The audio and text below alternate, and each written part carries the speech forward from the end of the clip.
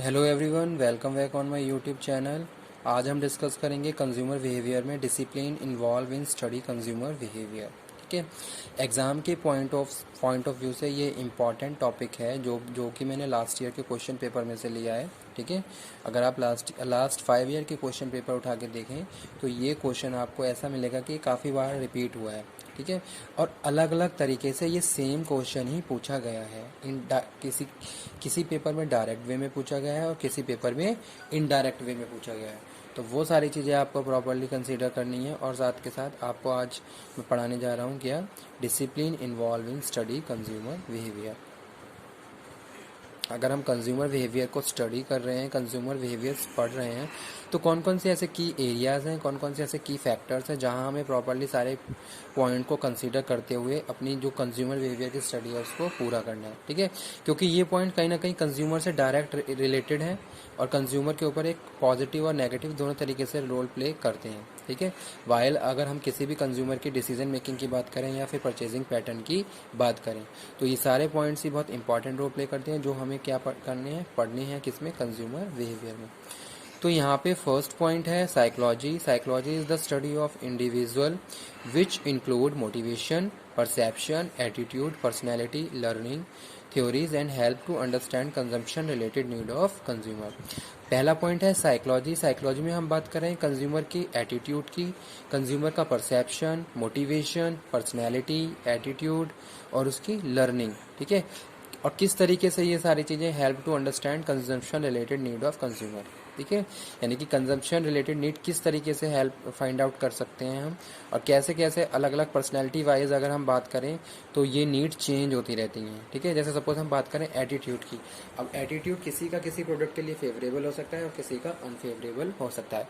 तो ये consumer by consumer very करता है कि मेरा किसी प्रोडक्ट के लिए क्या एटीट्यूड है और किस तरीके से मैं उसको परचेज और उसके डिसीजन को फॉलो करता हूँ। ठीक है, तो वही हमने पहले पॉइंट में बात करी साइकोलॉजी। साइकोलॉजी में हम बात कर रहे हैं किसकी, psychology is the study of किसकी, motivation, how consumer motivate toward the product, perception, how he and she can making their perception for a particular product, किस तरीके से अपना परसेप्शन बनाते हैं। जैसे सपोज एनवायरनमेंट में बहुत सारे प्रोडक्ट हैं, अब उन प्रोडक्ट को आपने क्या करा, यानी कि स्टिमुलाई एज अ स्टिमुलाई आपने रिसीव करा, रिसीव करने के बाद ऑर्गेनाइज करा, इंटरप्रेट किया, तो आपका क्या परसेप्शन है किसी भी प्रोडक्ट और सर्विस के लिए, तो वो यहाँ पे हम बात करें। जैसे सपोज आप किसी रेस्टोरेंट में जाते हैं, कोई रेस्टोरेंट है, वहाँ पे आपको बहुत अच्छे से ट्रीट किया गया, वहाँ की सर्विसेज बेस्ट हैं।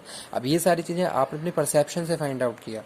ठीक है, तो वो यहाँ पे हम बात कर रहे हैं एटीट्यूड, पर्सनैलिटी, लर्निंग। पर्सनैलिटी की बात करें, कौन सा प्रोडक्ट मेरी पर्सनैलिटी को सूट करता है नहीं करता, ये सारी चीज़ें हमारी खुद की डिसीजन में होती है। ठीक है, तो वो यहाँ पे हम बात कर रहे हैं।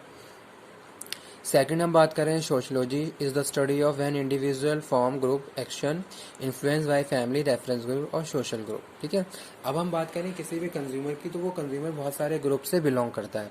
जैसे कि अगर हम बात करें फैमिली, तो फैमिली भी उसके लिए ग्रुप ही है जहाँ बहुत सारे फैक्टर्स उसको इन्फ्लुएंस करते हैं, बहुत सारे अदर मेंबर उसके ऊपर इफेक्ट डालते हैं। ठीक है, तो सोशलॉजी में हम बात कर रहे हैं किसकी, बहुत सारे ऐसे सब ग्रुप जो डायरेक्टली इनडायरेक्टली हमारे इन्फ्लुएंस करते हैं या फिर हमारे परचेजिंग पैटर्न, हमारे डिसीजन मेकिंग को इन्फ्लुएंस करते हैं। ठीक है, सेकंड हम बात करें फिर, जैसे सपोज आप किसी भी ऑर्गेनाइजेशन में काम करते हो तो वहाँ पे बहुत सारे आपके रेफरेंस ग्रुप हो सकते हैं, आपका कोई अपना पर्सनल ग्रुप है, तो कहीं ना कहीं जो अदर मेंबर्स हैं वो आपको इफेक्ट कर रहे हैं और उसका इफेक्ट आपकी पर्सनैलिटी, आपके एटीट्यूड पे पड़ रहा है। यानी कि जो सोसाइटल एस्पेक्ट है उसके हिसाब से भी बहुत सारी ऐसी चीज़ें हैं जो कंज्यूमर को क्या है, उसके बिहेवियर को चेंज करती हैं, मॉडिफाई करती हैं, जहां हमें प्रॉपर्ली इन सोशोलॉजिकल फैक्टर्स को भी स्टडी करना जरूरी है, किस तरीके से सोशल फैक्टर्स किसी भी कंज्यूमर को इफेक्ट करते हैं। नेक्स्ट हम बात करें cultural anthropology is the study of human being in society. It explore development of core beliefs, value, custom and individual. Cultural anthropology में हम बात कर रहे हैं वैल्यू एंड बिलीव्स, कस्टम्स। ठीक है, और ये क्या है, रिलीजन बाय रिलीजन क्या वेरी करते हैं, अगर आप किसी एक पर्टिकुलर रिलीजन से बिलोंग करते हैं तो आपकी वैल्यूज़, आपकी बिलीव्स, आपके कोड ऑफ कंडक्ट, बहुत सारे जो आपके जो ऐसे एरिया हैं उसमें डिफरेंस देखने को मिलता है अगर हम अलग अलग रिलीजन्स की बात करते हैं। ठीक है, नेक्स्ट हम बात करें सोशल साइकोलॉजी।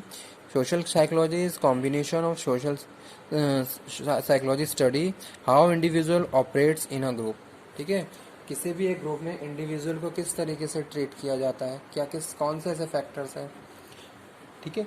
तो उसके हिसाब से हम क्या करें, अपने आप को चेंज करते हैं। या सपोज हम किसी ग्रुप का पार्ट है, ठीक है, अब वो ग्रुप हाईली क्या है, पॉपुलर है।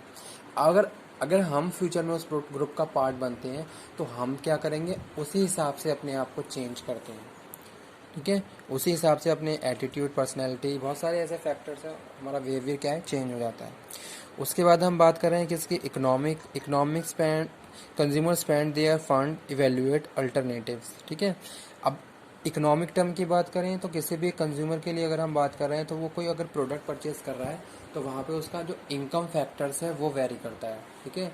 उसका क्या इनकम लेवल है, उसी हिसाब से वो अपनी नीड, वांट, डिज़ायर को क्या है, सेटिस्फाई कर रहा है।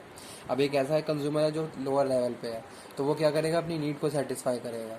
लेकिन एक ऐसा कंज्यूमर है जो हाई क्लास से है तो वो अपनी नीड के साथ साथ अपनी वांट और डिज़ायर को भी, ये सब चीज़ें डिपेंड करती हैं आपके इकोनॉमिक स्टेटस पे कि आपकी इनकम कितनी है, आपका क्या ऑक्यूपेशन है, आप किस क्लास से बिलोंग करते हैं, all about the economic terms, यानी कि आपका इकोनॉमिक स्टेटस क्या है। तो उस हिसाब से भी हमारे क्या है, कंजम्पशन जो पैटर्न है वो चेंज हो जाते हैं और हमारी डिसीजन मेकिंग है वो भी चेंज हो जाती है। तो वो यहाँ पे हम बात कर रहे थे किसमें, discipline involve in study consumer behaviour. While you are going to start a study on the consumer behaviour, that time you have to consider psychological factors, sociological factors, culture anthropological factors, social psychological factors और economic factors, because these are the factor which are directly related to consumer and put the impact on the study of consumer behavior।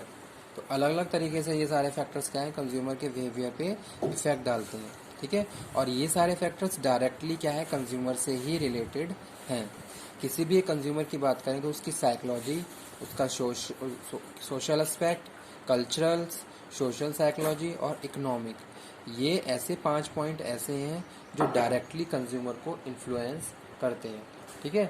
अगर मैं किसी consumer पे study कर रहा हूँ, जैसे suppose मैं कंज्यूमर पे रिसर्च कर रहा हूँ, तो मैं जो डेटा कलेक्शन करूँगा वहाँ पे भी ये सारे पॉइंट्स मैं कंसीडर करूँगा कि किस तरीके से, क्या पर्सनालिटी का कॉन्सेप्ट होता है और उसका क्या एटीट्यूड का कॉन्सेप्ट होता है, क्या लर्निंग थ्योरीज होती हैं जो कंज्यूमर को हेल्प करती हैं, ठीक है। और कंज्यूमर उसके हिसाब से किस तरीके से अपने परचेजिंग पैटर्न को चेंज करता है, ठीक है। तो वो हमने बात करी आज के इस वीडियो लेक्चर में। It is all about discipline involve in study consumer behaviour, psychology, sociology, cultural anthropology, social psychology और economic status of consumer behaviour. तो एग्ज़ाम के पॉइंट ऑफ व्यू से ये एक इम्पॉर्टेंट टॉपिक है जो आपको अटैम्प्ट करना ही है, ठीक है। और सेकंड चीज़ एक और मैं आपको बता दूं, कुछ क्वेश्चन एग्जाम में इस तरीके से रिपीट हुए हैं कि इंडिविजुअली साइकोलॉजी, ओनली साइकोलॉजी के बारे में पूछ लिया है, ठीक है। The key area of the study consumer behaviour about the psychological factors. तो आपको वहाँ पे क्या करना होगा, जो यहाँ पे मैंने सारे पॉइंट एक साथ लिखे हैं जैसे कि motivation, perception, attitude, personality, learning, इन सारे पॉइंट को आपको इंडिविजुअली अलग अलग एक्सप्लेन करना होगा, तब जाके आप फाइनली गुड मार्क्स स्कोर कर सकते हैं, ठीक है। इसी तरीके से अगर कोई भी पॉइंट इंडिविजुअली पूछ लिया जाता है, जैसे इकोनॉमिक टर्म पूछ ली जाती है, तो वहाँ पे भी सारे पॉइंट्स आप प्रॉपरली एक्सप्लेन करेंगे।